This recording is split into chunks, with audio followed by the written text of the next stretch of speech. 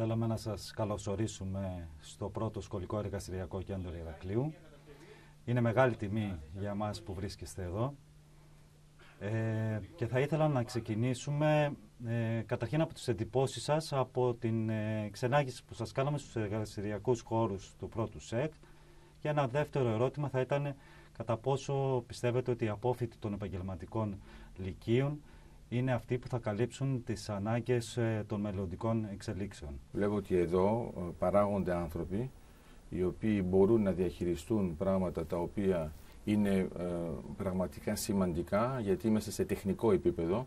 Δηλαδή όταν μιλάμε για τις πλατφόρμες, όταν μιλάμε για πλατφόρμα εξόρυξης, γεώτρησης, όταν μιλάμε για σταθμό υγροποίησης, πρέπει να έχουμε ειδικούς σε διάφορα επίπεδα. Αυτό που μπόρεσα να δω εδώ είναι ότι μπορούν να διαχειριστούν, δηλαδή από τον τόρνο στη συγκόλληση σε πράγματα αυτοματισμού, ρομποτικής, προγραμματισμό, και όλα αυτά γίνονται ακριβώς στον ίδιο χώρο. Επιπλέον, όταν είδα το επίπεδο, γιατί αυτό δεν το ξέρεις, είχα την εντύπωση, ας πούμε, ότι ήμουν στο εξωτερικό. Γιατί έχω δει ανάλογα στη Γαλλία, άρα χαίρομαι που το βλέπω εδώ στην Κρήτη και νομίζω ότι μπορεί να χρησιμοποιηθεί και ως παράδειγμα. Απλώς αυτό που εγώ θέλω να επισημάνω είναι ότι να μην υπάρχουν μόνο θεωρητικά μαθήματα. Το τεχνικό είναι πάρα πολύ σημαντικό, γιατί δεν είναι μόνο εγκέφαλος, είναι και το χέρι. Όταν είδα λοιπόν τι μπορούν να κάνουν οι μαθητές με τους δασκάλους εδώ, τα αντικείμενα που έχουν αφήσει και πάνω στο θέμα των κινητήρων, αλλά ακόμα και στα τεχνικά, που μπορεί να είναι ακόμα και οι βίδες που λέει ο λόγος, χαίρομαι γιατί βλέπω ότι υπάρχει ένα υπόβαθρο το οποίο, όπως μου το εξηγούσε ένας από τους καθηγητές που έχετε εδώ, τα παιδιά έχουν μια πλατφόρμα πάνω στην οποία μπορούν να χτίσουν ανάλογα με την ειδικότητα. Εγώ αυτό που χρειάζομαι ως ελληνικό στοιχείο είναι να έχουμε τεχνικούς που μπορούν να προσαρμοστούν και να λειτουργήσουν, ας πούμε, σε μια πλατφόρμα τέτοιου τύπου, να μπορούν να λειτουργήσουν σε ένα σταθμό υγροποίησης, να ξέρουν να κατασκευάσουν πράγματα από το τεχνικό κομμάτι ως το αρχιτεκτονικό. Χάρηκα επειδή είδα και πράγματα που αφορούν με τις ανανεώσιμες πηγές ενέργειας, όπως είναι τα φωτοβολταϊκά και ανεμογεννήτριες. Μιλάω συνεχώς και συστηματικά, το ξέρεις, για τα τέτοια θέματα, γιατί η ΑΟΣ δεν επιτρέπει μόνο τους υδρογονάνθρακες, επιτρέπει πολλές μορφές ενέργειας. Όταν θέλουμε να βάλουμε ανεμογεννήτριες, υδρογεννήτριες και φωτοβολταϊκά που να είναι με tracking, δηλαδή να περιστρέφονται, είναι σημαντικό να ξέρουμε ότι έχουμε ανθρώπους που μπορούν να το κάνουν. Γι' αυτό το χαίρομαι με ποια έννοια. Δεν είναι απλώς άνθρωποι που απλώς μεταφέρουν υλικά, είναι ικανοί να το κάνουν, να το διορθώσουν, να το εμπλουτίσουν και να το παράγουν εδώ.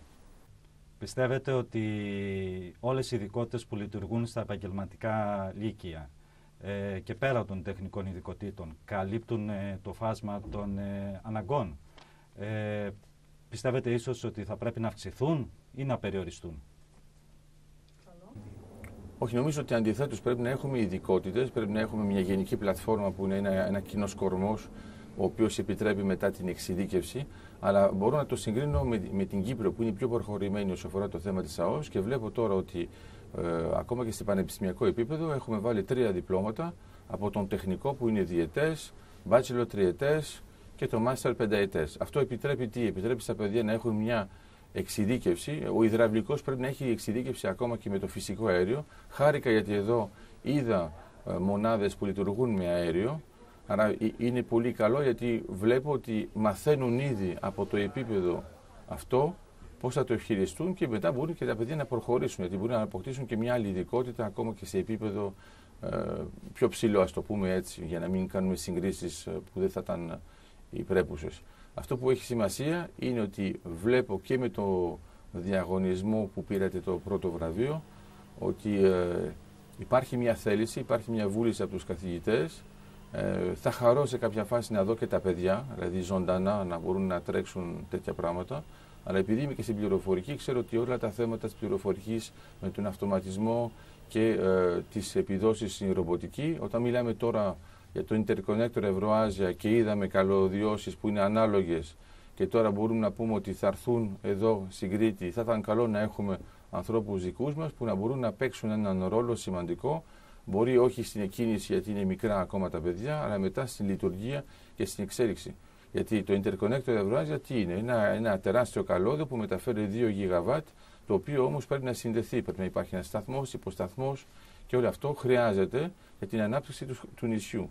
Κατά συνέπεια, όταν θα μιλήσουμε για την Κρήτη, όταν θα μιλήσουμε για την Ελλάδα, εμείς θα βασιστούμε πάνω σε αυτούς τους τεχνικούς και γιατί για μας θα είναι τα θεμέλια και ακόμα και αν παίρνουμε σωστές αποφάσεις σε πολιτικό ή γεωπολιτικό επίπεδο ή στρατηγικό, πρέπει να έχουμε και κάποιον που να το υποστηρίζει τεχνικά. Όλοι γνωρίζουμε ότι στην Ελλάδα η ανεργία στις νέες ηλικίες πλησιάζει το 60%. Πιστεύετε ότι οι εξελίξεις στον τομέα ενέργειας θα συμβάλλουν στη μείωσή της? Και τι τάξης μεγέθους προσωπικό εκτιμάτε ότι θα χρειαστεί?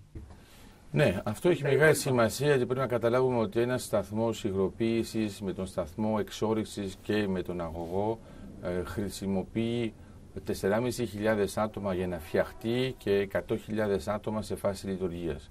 Κατά συνέπεια έχουμε από όλες τις ειδικότητες ένα τεράστιο φάσμα, άρα κατά μέσο όρο έχουμε πάνω το τεχνικό στοιχείο που είναι το κυρίαρχο και γι' αυτό συνήθως όταν κάνουμε τέτοιες διαδικασίες παίρνουμε από τον πληθυσμό που υπάρχει τοπικά. Γιατί δεν συμφέρει να μεταφέρεις ξένους σε έναν άλλον χώρο, γιατί πρέπει να πληρώσεις και τα μεταφορικά, τη διαμονή κτλ. Όταν οι άνθρωποι είναι εδώ και έχουν ακριβώς την ίδια τεχνογνωσία, γιατί έχουν λειτουργήσει πάνω σε μηχανήματα και σε τεχνικές που ξέρουν και οι άλλοι και στο εξωτερικό, είναι το κατάλληλο υπόβαθρο πάνω στο οποίο θα μπορώ να εμπλουτούσω μετά, δίνοντας τις ειδικότητες που είναι ακριβώς σε σχέση με την πλατφόρμα, με τον σταθμό υγροποίησης κτλ. Αλλά υπάρχουν και άλλα τεχνικά σημεία που είναι μεταγενέστερα, δηλαδή σε δεύτερο γύρο, που και αυτό χρησιμοποιεί και πάλι τα τεχνικά σημεία. Άρα πρέπει να έχουμε ανθρώπους που να έχουν ένα γενικό υπόβαθρο, τεχνικό, όχι μόνο θεωρητικό, γιατί αλλιώς δεν θα επαρκούν,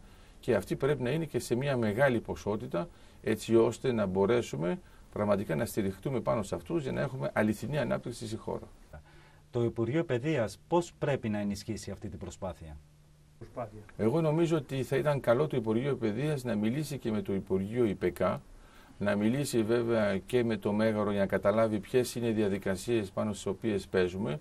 Βλέπουμε ότι τώρα πρόσφατα έχουμε μια αρχή της συμφωνίας για την οριοθέτηση ΑΟΣ με την Ιταλία.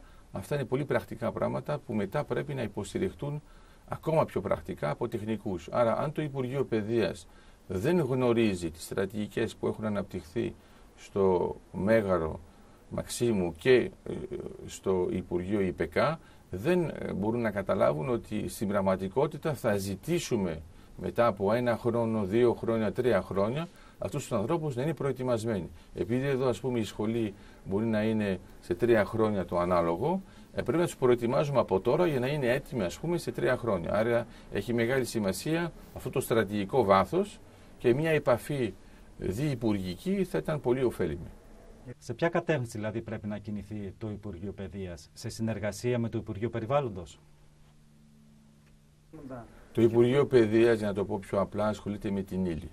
Εμείς τώρα στην Ελλάδα θα ασχοληθούμε με την ενέργεια. Άρα πρέπει πράγματα που είναι εκτός ύλης να μπουν μέσα στην ενέργεια και να καταλάβουν ότι είναι πολύ σημαντικά και δεν είναι περιθωριακά, δεν είναι ο τεχνικός που νομίζουμε ότι είναι αυτός που δεν τα παίρνει, άρα τον βάζουμε στο τεχνική σχολή. Αντιθέτως θα έχουμε τεχνικούς υψηλού επίπεδου που θα είναι ικανοί να φτιάχνουν κυκλώματα, να φτιάχνουν και ρομποτικά συστήματα, να φτιάχνουν βέβαια όλα τα τεχνικά για τα οποία μιλήσαμε, χωρίς να έχουν κανέναν ενδιασμό ούτε κομπλεξισμό, γιατί μπορούν να το κάνουν γιατί το έχουν κάνει ήδη και το έχουν μάθει εδώ. Άρα το πρώτο που πρέπει να αλλάξει είναι η νοοτροπία που επικρατεί, ότι όποιος δεν παίρνει τα γράμματα πάει σε τεχνικό σχολείο. Όχι, μα δεν είναι μόνο αυτό. Θα το δούμε γιατί όταν έχουμε δύσκολες οικονομικές φάσεις, καταλαβαίνουμε ότι μερικά πράγματα πρέπει να παιχτούν σε ένα ευρύτερο φάσμα. Άρα, όταν όλοι θέλουν, και αυτό το αναλύουμε από τη θεωρία παιχνίων, όταν όλοι θέλουν να μπουν ακριβώς στο ίδιο πλαίσιο, μετά έχουμε έναν τεράστιο ανταγωνισμό που δεν είναι καν ωφέλιμος. Ενώ εδώ, έχοντας ένα ευρύτερο φάσμα και έχοντας ειδικούς που έχουν αποκτήσει πραγματικά μια εμπειρία, γιατί εγώ το χάρηκα γιατί είδα και στα αυτοκίνητα ακόμα ότι είναι ζωντανά, όπως το έλεγε και η καθηγήτρια, δηλαδή σε φάση λειτουργίας, σε φάση θεωρητική και με προσομοιωτή. Κανονικά αυτά είναι πολύ σημαντικά γιατί μερικές φορές βλέπουμε ότι είναι μόνο θεωρητικά και επί του πρακτέου όταν βλέπουμε να βάλει το παιδί τα χέρια του μέσα δεν ξέρει ακριβώς τι να κάνει. Εδώ τα ξέρουν από το Α έως το Ω. Κύριε Λιγερές, σας ευχαριστούμε πολύ για την παρουσία σας και για την συνέντευξη που μας παραχωρήσατε.